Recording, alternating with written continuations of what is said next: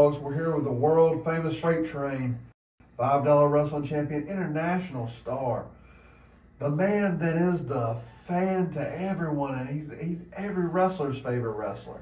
And we're going to talk to him in this first ever exclusive shoot interview. How are you doing today, Freight Train? Good. How about yourself? We're doing pretty good. I'm sure the community out there is very excited to see you.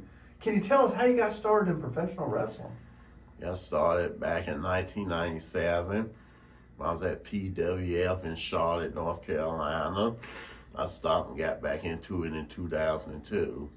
How was your experience with the PWF? Man, it was good at first till Talent Stallion shut down on us and took my money and moved and didn't tell nobody nothing. How did you get back into wrestling in 2002, you say? I met this guy named Tony Pope while we used to work at Winn-Dixie, the grocery store in Charlotte, North Carolina. I told him the situation was hard for me to get back in the wrestling business, and he said he'll see what he can do for me. Okay, and you started back wrestling then, and Yeah, and when he took me to Jay Eagle School when he had in Chastity, South Carolina. Jay Eagle, a legend in South Carolina himself. How was your experience training with Mr. Jay Eagle? It was good until he moved. Did the same thing with Talent Stallion. Did move. Didn't tell nobody nothing about it. Okay, that's good to hear. How did you get involved with $5 wrestling, which you're most famous for? I met Jay Manning at High Spots. I used to go by High Spots sometimes so they would make more copy of my DVD where I taped it when I did a show in Mooresville, North Carolina with CCW. Then Jay told me about $5 wrestling. All right, and did you enjoy your time in $5 wrestling? Yeah, I enjoyed it when it was here until the end. All right. What about traveling overseas? We know you've been to the United Kingdom. We know you've been a lot of places. Tell us about some of those places. I went to Preston, England. I had a good time over there at Preston, England. I stayed over there for 5 days. And you enjoyed going overseas? Yeah, I enjoyed going overseas. Okay. I've never been overseas before. What about all the states you've been to? Can you tell us some of the places you've wrestled at? I wrestled New Jersey, New York, West Virginia, wrestled South Carolina, I wrestled in New Orleans, I wrestled Alabama, wrestled Tennessee, and I wrestled Indiana. I wrestled Florida too. Yeah, well, And Georgia too. Yeah, we know you've been on several WrestleCons, WrestleCades, several big, huge events. Can you tell us about some of those? Yeah, 'cause back in 2013, I won the WrestleCade Idol, like American Idol. I won a WrestleCade Idol. Well, what prize did you win for winning that? Can you tell us a little bit about it? I won $500 for winning it. That's great. That's great. Who are some of your notable opponents that people should look up? I know I had a good time with Eugene Nick Dismore back in 2012 on the train wreck, pay-per-view. I had a good time with Steve Corino 11 years ago in New Orleans. Okay. Did they pay you well for those Yeah, pay-per-view events? they did. Okay, that's good. Yeah, I had a good time working Scott Steiner in New York back in 2019. Yeah, and you just saw Scott Steiner today, right? And I seen somebody look like them. I think it was the real Scott Steiner, Freight. If it was, he done lost weight. He don't have Okay. an upper body that much like he used to. Okay. And who are some of the guys that talked to you at this convention today? Different ones. Can you tell the fans? The fans want to know. They weren't there, I Freight. talked to Ricky Morton like usual. I talked to Cedric Alexander. I talked to MVP. I talked to Shelton Benjamin. And I talked to the Godfather. And who told you goodbye today? And who when they were leaving? He's a big name in the business. You see him on TV every week. MJF. That's right. And what did how many fans ask you today? Hey, when are you going to wrestle? Hey, are you going to work tonight at the wrestling show? And I said, I'm going to try to wrestle again soon. I said, I might not wrestle tonight at Wrestle K because promoting and booked me to wrestle. I said, I want to sit there and sign my autograph, sell my 8x10 pictures and my merchandise. All right, tell us about the incident you had today. Incident I had yesterday, I had Yes. an incident with Ted Long. Because Ted Long don't know nothing about this business. He a grumpy old man, and he up there cursing me out because you told me, there he go, there he go. I spoke to him, he started cussing me out, then I messed around and cussed him back out. I had to stand up till I hold my cool. That's right. And you really did hold your cool. And but what created that incident? Can you tell the fans about Ted Long act like he got a problem with me. He had a problem with me emailing him sometime on Facebook. Then he always blocked me when I sent him a message on Facebook. Then the last message I sent him on Facebook, I asked him, do we still charge $800 on an independent show? Then he blocked me again. Then I messed around and cussed him out on Facebook and stuff by mistake. All right, but that incident was handled today, and hopefully things will go good moving forward with Mr. Long.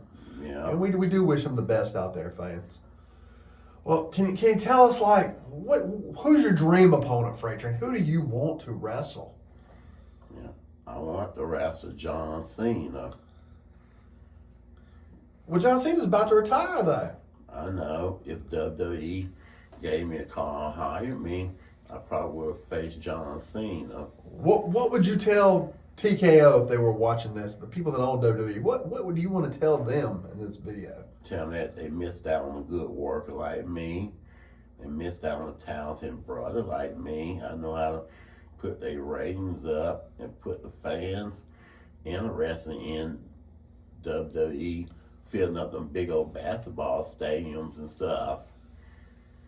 That's correct. And tell the independent promoters, tell them you're still wrestling. Like, hey, if they contact you, you'll come to town. You don't care where it is. Go ahead and tell them. No, I don't care where it is. Y'all got to find a way to get in touch with me. 'Cause I'm still down to wrestle. I'm still around. I haven't stopped yet. I know I don't do $5 wrestling no more, but I'm still out here. I'm still around. And tell them about tell them about what you like to drink. What's your favorite beer, Freight Train? Maybe it's Bud Light Okay. and Budweiser. And tell them how many great people bought you a drink over this convention weekend. Well, 2 people bought me a drink. And tell them what you like to eat. What do you like to eat, Freight Train? That's what the fans want to know. I eat anything. I like to eat a home cooked meal. I like to eat fast food sometimes. All right, Freight Train. We talked about Teddy Long and the incident that happened today and all that. Do you have any heat with anyone else in the wrestling industry? No, I had heat with Jay Lethal 10 years ago. About 12 years ago, I had heat with Jay Lethal. Well, tell us what happened. Jay Lethal came to my table when I was in New Jersey, signed an autograph for WrestleMania weekend. He up there asking me, dude, I know what we having a $5 wrestling party. I know about a $5 wrestling party. I said, no. I said, I have never heard about no $5 wrestling party. He up there thinking I'm lying to him. I said, I'm not lying to you. He told me, yes, the fuck I am. I said, no, the fuck I'm not. I told him, start with me. Tell him the wrong person you want to mess with, and start with me. Then, after that, about 15 minutes later, I grabbed a DVD and hit him upside the head. Then he got in my face and wanted to try me. He thought, did my mom tell me don't hit people upside the head with a DVD? I said, no. Did my daddy tell me don't hit people upside the head with a DVD? I said, no. I said, nobody need to tell me that. He told me, but he telling me that. He up there telling me, don't play that fucking game no more. I told him, I ain't playing that fucking game. I said, don't try me no more. If you don't try me no more, I wouldn't do that to you. He told me he don't like to get hit upside the head. I said, if you don't like to get hit upside the head, why you in the wrestling business for? Till a bit they wrestle hit you upside the head, you don't complain about that. We understand your tribulations with Mr. Lethal, but hopefully that's good now. Tell the fans how big you are. Tell because they don't get the full picture of you sitting down. Tell them how tall you are, how much you weigh. I'm 6'5", I weigh 360. All right. And what do you think about the current state of wrestling? What do you think about these younger guys in the industry today? Can you give some of your thoughts? Yeah, because these young kids and young generation, they don't know nothing about this wrestling business like the old generation do.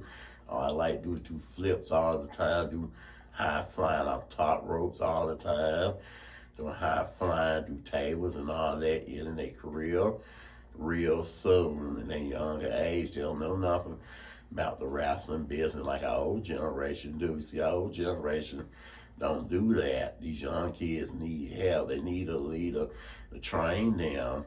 They need somebody to lead them, to train them, know more about this business and what they do. That what they need is a leader. All right, we appreciate that the honesty in your voice and yeah. What advice would you give them? What advice would you give the young kids? Give them that. Don't be doing all that flips and all that high flying off the top rope. Just learn how to wrestle good and stuff, wrestle good, and learn how to be professional about wrestling. I know how to throw them punches in, them chest chop, them elbows in. You got to learn how to do all that. Do you watch the current product? Do you watch AEW? Do you watch WWE? What are your thoughts on that, if you have any? Yeah, I watch it sometime, but I don't see all the AEW. I watch it on demand. I still watch SmackDown some. I watch Raw some on YouTube, but it look like cartoon now since they put it on Netflix. They'll keep it on 28 USA. Right. Yeah, it's definitely changed, and that digital world is definitely changing. Yeah, let's see what else we got, Freight Train. All right, Freight Train, we're going to ask, who inspired you to be a wrestler? Who did you enjoy watching as a kid on the big screen at the live events? I enjoy to watch Hulk Hogan, enjoy to watch Ric Flair, enjoy to watch Sting, enjoy to watch Lex Luger, Kevin Sullivan. And how did you come up with the name Freight Train? I know the fans want to know that one.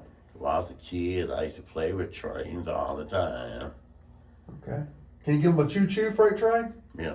Choo-choo! All right. All right, Freight Train, we got a few more questions we're going to ask you. What do you want to accomplish in your career before you finish up? And how long do you think you have left in the ring itself? I probably got another 10 years left. And what would you like to accomplish? What are your goals moving forward in the pro wrestling industry? Accomplish try to be the heavyweight champion again. And I hope I can get a job in a big wrestling company. Yeah, definitely. What makes you a great champion? Can you tell the fans? Be a great champion because I worked hard to try to become the heavyweight champion, because I know when I was wrestling back in 2008 in Albemarle, this guy who I used to wrestle for, Charles Schaff, he taught me how to get better in wrestling and all that. And Jake seen how better I got in that wrestling. He said everybody go get a title. Back in 2011 when he had $5 wrestling, he had a hard time figure out what belt he gonna put on me, to Jake decide he gonna let me be the heavyweight champion. All right, and we heard a story about that belt today. We heard in Kentucky one time you left the belt and Jake Manning picked it up, and then he didn't tell you until 200 miles down the road. Can you tell us about that? Do you remember that? No, I know I lost the belt before COVID hit to Jeff Hart. Then Jeff Hart lost the belt to a promoter named Jason Freeman, and after that, Jeff Hart let that promoter take the belt home. I think somebody said he sold him the belt. I wouldn't doubt it with Jeff Hart. But Tell us about Jeff Hart snoring. You were telling us that story earlier. Yeah, I'll tell you that. He snore loud. When he snore loud, he keep the whole bedroom up and the whole house up when he snore. And tell him who's all with you on this trip. Everybody, Big Donnie, Little Donnie was on the trip. Then me and Jake and War Dog and Ray the Rock. Do you talk to any of these guys lately? Sometimes I talk to them. Okay. And what do you want to tell your fans out there, Fredson? Because the fans, they really want to know you, and they want to know what you want to say to them, and what do you want them to say to you? I want to tell them that I'm still around. I'm trying to get back into the wrestling business. I'm still out there. Well, WrestleCade, trying to give me a push to get my feet back in the door. But I'm still here, fans. I haven't gone nowhere else yet. The freight train haven't retired or hung it up yet.